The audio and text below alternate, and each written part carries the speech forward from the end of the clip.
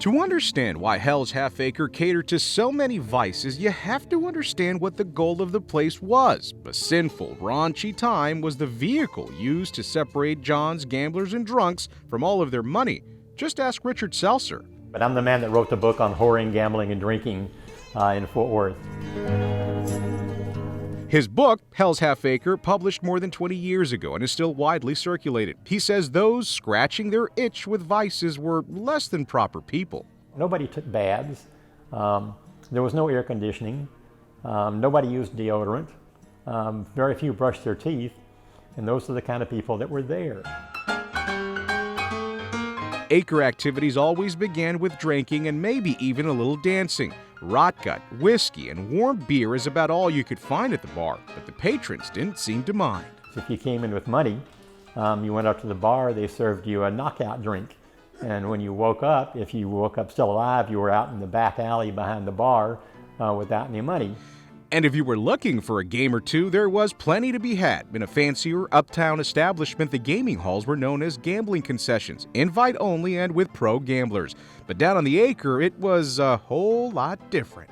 But when you're down on the Acre, it was a back room, and they pointed you back there, and you went to the back room and gambled. The games were called Faro, Monte, and Keno, all games of chances and almost always rigged. If you didn't know how to play Faro, didn't know how to do Keno, didn't know what Monte was, maybe you did sit down at the table and do a 5-card stud.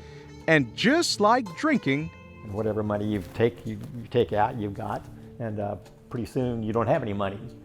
And then pretty soon after that, you find yourself in the back alley.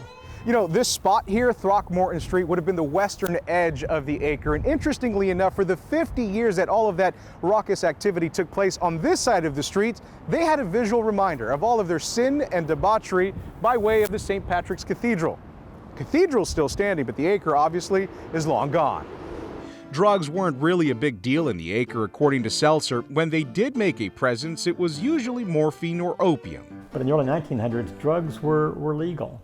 There was nothing illegal. You could go down to any pharmacist and get opium or morphine or anything else you wanted.